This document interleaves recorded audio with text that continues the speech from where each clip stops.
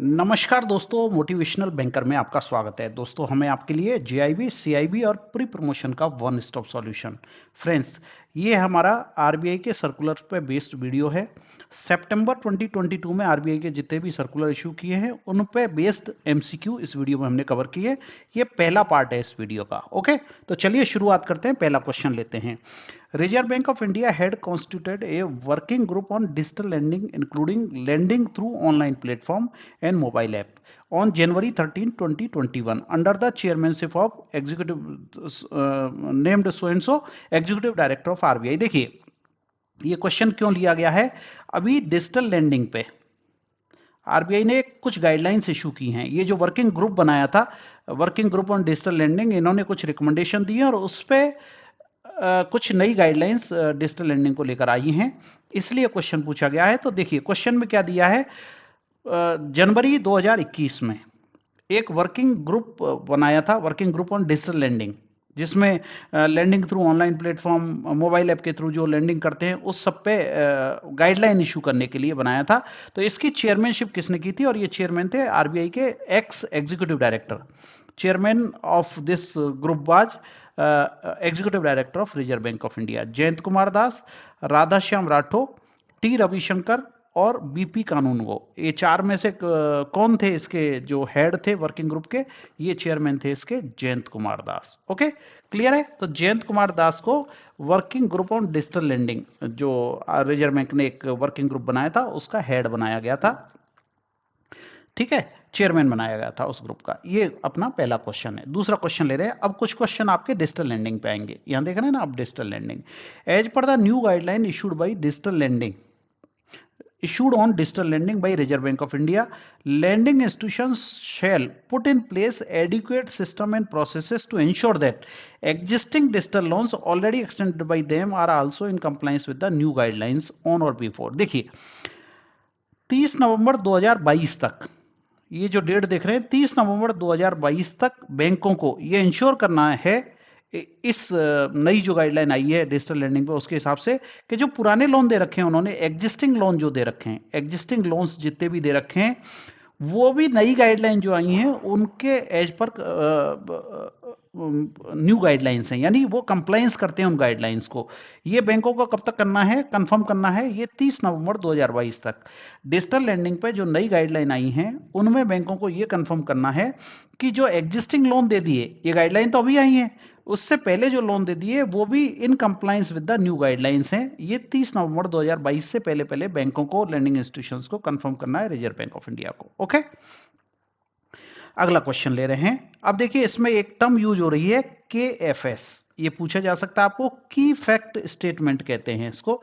Digital lending में की fact statement क्या होता है? देखो, जब आप कस्टमर को लोन देंगे तो regulated entity shall provide a key fact statement to the borrower. तो आपको बोरोवर को एक की फैक्ट स्टेटमेंट देना पड़ेगा। की फैक्ट स्टेटमेंट क्या होता है? एक स्टैंडर्ड फॉर्मेट है। अब इस स्टैंडर्ड फॉर्मेट में क्या होगा? देखिए, ये जो मैंने लिया है आरबीआई की साइड से लिया है।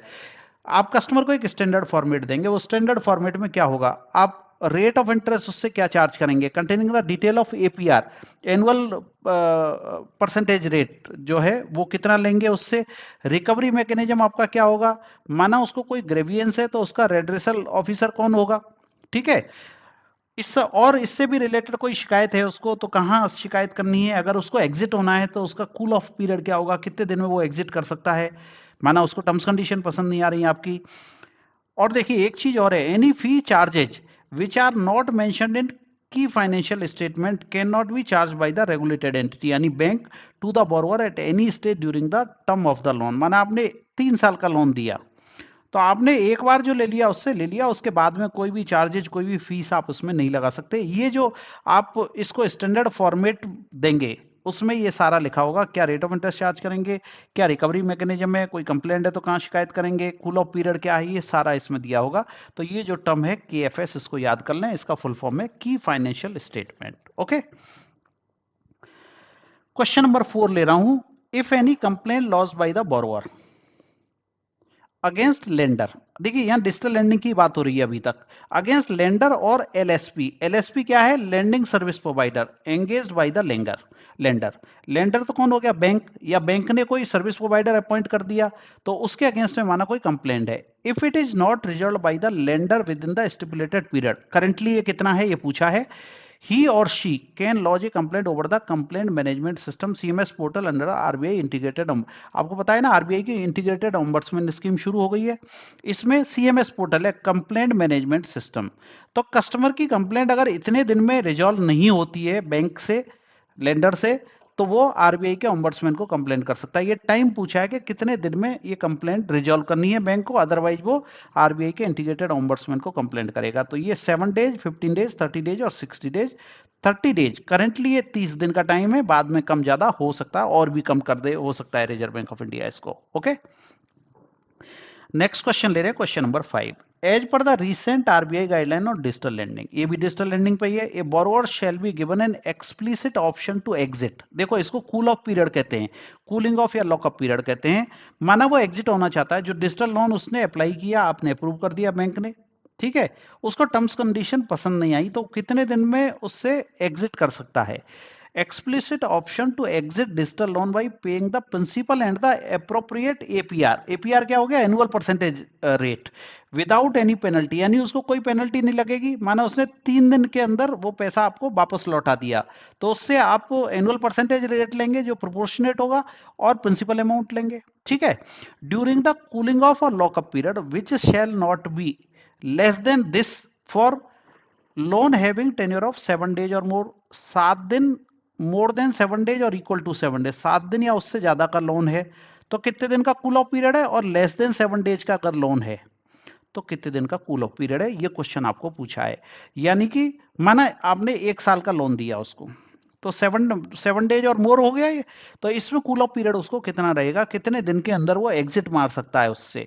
तो ये आंसर है 3 दिन, जहां पे 7 दिन या उससे ज्यादा का रिपेमेंट पीरियड है, और 7 दिन से कम का रिपेमेंट पीरियड है तो 1 दिन का उसका कूल ऑफ पीरियड रहेगा। अच्छे क्वेश्चन हैं, ध्यान से समझ लें, और देखें कि एग्जाम में इस तरह के क्वेश्चन अक्सर कर पूछे जा रहे हैं। ओके, चलिए अभी एक और क्वेश्चन लेते हैं। एज पर आरबीआई गाइडलाइन, देखिए अभी डिपॉजिट पे एक मास्टर सर्कुलर इशू किया है रिजर्व बैंक ऑफ इंडिया ने, यह क्वेश्चन उससे रिलेटेड है। As per RBI guidelines banks to use overnight alternative reference rate, आपको पता है ना एआरआर आ गया है, अल्टरनेटिव रेफरेंस रेट, ठीक है, फॉर द रिस्पेक्टिव करेंसी और स्वैप रेट कोटेड और displayed by whom for fixing rate of interest on FCNRB. FCNRB के लिए जो रेट आप कोट करते हैं कस्टमर को, वो एआरआर पे बेस्ड होती है, ओवरनाइट अल्टरनेटिव रेफरेंस रेट पे। ये कौन डिस्प्ले करता है या कौन कोट करता है? देखिए पहले ये कोट करता था फेडाई, ठीक है, अभी ये कोट करता है एफबीआईएल, फाइनेंशियल बेंचमार्क इंडिया लिमिटेड। इसलिए क्वेश्चन पूछा गया, पहले इसको फेडाई करता था, परंतु अभी फेडाई नहीं करता है, इसको अभी एफबीआईएल को दे दिया गया है। तो as per RBI guideline bank to use overnight alternative reference rate for the respective currency और स्वैप रेट कोटेड और displayed by FBIL for fixing rate of interest on FCNRB deposit. Okay, चलिए नेक्स्ट क्वेश्चन लेते हैं, question number 7। देखिए ये एक circular issue किया है रिजर्व बैंक ऑफ इंडिया ने, डिपॉजिट का जो सर्कुलर है उसी पे बेस्ड है कि इनके आप सेविंग अकाउंट ओपन नहीं कर सकते, ठीक है।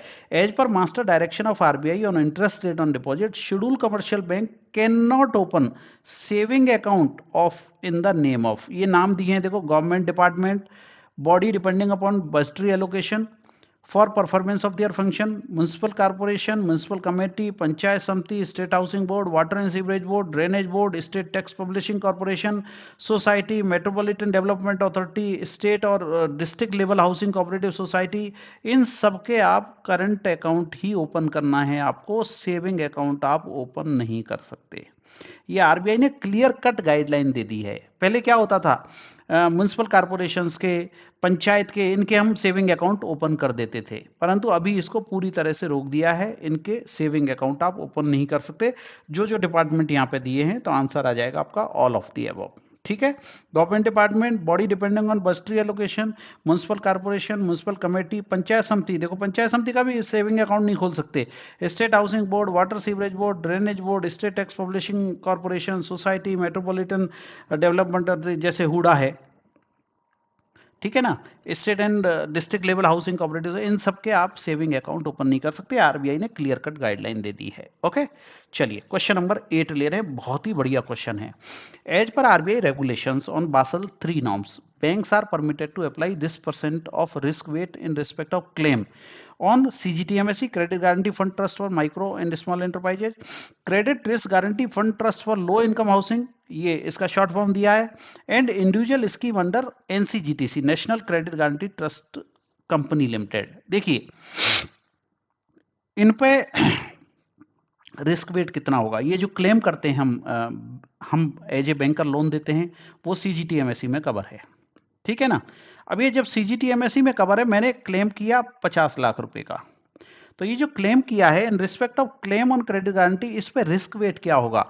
सीजीटीएमएसई, एनसीजीटीसी और सीआरजीएफटीएलआईएच यानी credit guarantee fund trust for low income housing, इसके लिए जो भी क्लेम्स हैं उस पे आपका रिस्क वेट है 0%, ठीक है। As per RBI regulation of Basel 3 norms, banks are permitted to apply 0% risk weight in respect of claim. जो भी क्लेम है इन तीनों पे, उस पे आप रिस्क वेट कितना लगाना है, 0% रिस्क वेट लेना है। ओके, क्लियर है। चलिए नेक्स्ट क्वेश्चन लेते हैं। 0% risk wait is the correct answer. Question number 9 ले रहे हैं।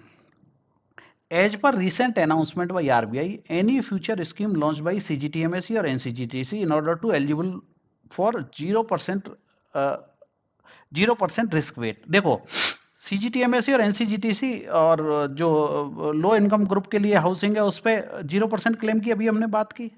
अगर फ्यूचर में कोई स्कीम लॉन्च होती है और उस पर कवरेज होता है सीजीटीएमएससी का या एनसीजीटीसी का, तो अगर इनको 0% रिस्क वेट का फायदा उठाना है, किसको, ट्रस्ट को, तो इनको क्या करना होगा, shall provide for settlement of eligible guarantee claim within this much days from the date of lodgement. तो इनको लॉजमेंट के 30 दिन के अंदर, या and the lodgement shall be permitted within 60 days from the date of, जिस दिन default किया उसके 60 दिन के अंदर लॉजमेंट करना, और जिस दिन लॉन्च कर दिया उसके 30 दिन के अंदर इनको क्लेम देना होगा, तभी ये 0% रिस्क वेट का फायदा ले सकते हैं, अदरवाइज 0% रिस्क वेट इनको नहीं मिलेगा। तो पहला क्वेश्चन तो ये था कि इन पे रिस्क वेट क्या है, 0%। दूसरा क्वेश्चन ये कि फ्यूचर में माना इन कोई स्कीम लॉन्च होती है और जिसमें कवरेज है सीजीटीएमएससी का, एनसीजीटीसी का, तो इनको 30 दिन के अंदर इसका सेटलमेंट करना होगा, और लॉजमेंट के लिए टाइम है इनके लिए 60 डेज का। ओके, तब ये 0% रिस्क वेट का फायदा इनको मिलेगा, अदरवाइज नहीं मिलेगा। 30 days and 60 days. Question number 10 ले रहे हैं। As per RBI guideline, large modern currency chest can charge service charges on cash deposit by non chest bank branches. समझिए स्टेट बैंक ऑफ इंडिया की चेस्ट है और वहां पे समझो इंडियन बैंक की चेस्ट नहीं है, तो ये नॉन चेस्ट ब्रांचें हो गई इसकी। ये माना एसबीआई की करेंसी चेस्ट में डिपॉजिट करती हैं, तो ये क्या चार्ज करेंगे उस पर पैकेट ऑफ 100 पीस, 100 का जो पीस आता है उस पर 5 रुपये प्लस जीएसटी ये चार्ज लेंगे ये। और अगर मॉडर्न करेंसी चेस्ट है तो ये 8 रुपये चार्ज ले सकते हैं मैक्सिमम, जीएसटी 8 रुपये प्लस जीएसटी चार्ज ले सकते हैं। तो 5 रुपये पर packet on 100 pieces up to a higher rate, subject to a maximum कितना है, 8 रुपये। तो कम से कम 5 रुपये और मैक्सिमम 8 रुपये चार्ज कर सकते हैं कौन, मॉडर्न करेंसी चेस्ट। किससे, नॉन चेस्ट बैंक ब्रांचेस से। ओके, जिनकी चेस्ट है उनसे तो चार्ज करने का सवाल ही नहीं है, नॉन चेस्ट से ये चार्ज कर सकते हैं। क्वेश्चन नंबर 11 ले रहे हैं। Ministry of housing and urban affair has recently modified the timeline for invocation of guarantee by eligible MLI in case of these account turn non-NPA. As per the modified guidelines, the member lending institution may invoke the guarantee in respect of credit facility under a portfolio within a maximum period of this much year from the date of NPA. However, the final claim, if any, has to be filed on or before. देखिए question क्या है, PM Svanidhi जो scheme आई है उस पर CGTMSC की coverage जुलाई 20 से शुरू हुई थी। ये हम बात कर रहे हैं पीएम स्वनिधि की, स्वनिधि। ओके, पीएम स्वनिधि में सीजीटीएमएसी का कवरेज था जुलाई 20 से। अभी ministry of housing and urban affairs ने क्या बोला है कि गारंटी इन्वोकेशन की इनको गाइडलाइंस जो थी उसको मॉडिफाई किया है। इसके अनुसार द मेंबर लैंडिंग इंस्टीट्यूशन यानी bank may invoke the guarantee in respect of credit facility under a portfolio within a period of 2 years from date of NPA. जिस दिन एनपीए हुआ है उससे 2 साल के अंदर आपको इन्वोक करना है, पहली बात। दूसरी बात, इसके लिए डेडलाइन भी फिक्स की है, 29 फरवरी 2028 से पहले पहले आपको क्लेम करना है। फाइनल क्लेम जो है, however the final claim if any has to be filed on or before 29 February 2028। तो 2 इयर्स का टाइम है। बैंक में invoke the guarantee in respect of credit facility under a portfolio within a maximum period of 2 years from the date of NPA. However the final claim if any has to be filed on or before 29 February 2028। तो ये question है PM Svanidhi का, Svanidhi. Okay, next question ले रहा हूं, question number 12। Government of India has recently approved to restore interest subvention. आपको पता है ना, इंटरेस्ट सबवेंशन को खत्म कर दिया गया था, पर अभी वापस केसीसी के लिए 2022-23 और 23-24 के लिए इंटरेस्ट सबवेंशन को रिस्टोर कर दिया गया है, परंतु घटा दिया गया है इसको। The applicable rate of interest subvention for KCC facility availed up to a limit of 3 lakh, 3 lakh तक है, और एलाइड एक्टिविटीज के लिए 2 लाख तक है, जिसमें animal husbandry, dairy, bee keeping ये सब आती हैं। ठीक है, by the farmer for year 22-23 and 23-24 as. कितना है ये इंटरेस्ट सबवेंशन, ये क्वेश्चन इसमें पूछा गया है। गवर्नमेंट ऑफ इंडिया ने केसीसी के लिए इंटरेस्ट सबवेंशन को वापस रिस्टोर किया है 2022-23 और 23-24 के लिए। पहले कितना था, ये 2% था, अभी इसको घटा के कर दिया गया है 1.5%। ठीक है, इसके अलावा एडिशनल सबवेंशन भी है, अगर प्रॉम्प्ट रीपेमेंट किसान करेगा तो उसको 3% का एडिशनल सबवेंशन भी आएगा। तो ये 2% जो पहले हुआ करता था उसको कर दिया है 1.5%, और जो प्रॉम्प्ट रीपेमेंट का है वो अभी भी 3% है। तो 1.5 and 3%, B is the correct answer. Correct है ना? चलिए फिर देखते हैं अगला question. The money app was launched on January 1, 2020 for aiding visually impaired person to identify the denomination of Indian bank note. देखिए, मनी ऐप एक बनाया था, मनी की फुल फॉर्म क्या है, मोबाइल एडेड नोट आइडेंटिफायर। ये किसके लिए बनाया था, विजुअली इंपेयर्ड हमारे जो भाई बहन हैं वो इंडियन नोट्स का डिनोमिनेशन पहचान सके, उसके लिए मनी ऐप बनाया था। ये जो ऐप था, this app which identify the denomination of bank note through audio notification in Hindi and English. जब ये 2020 में बनाया था, 2 लैंग्वेज में था, हिंदी में और इंग्लिश में।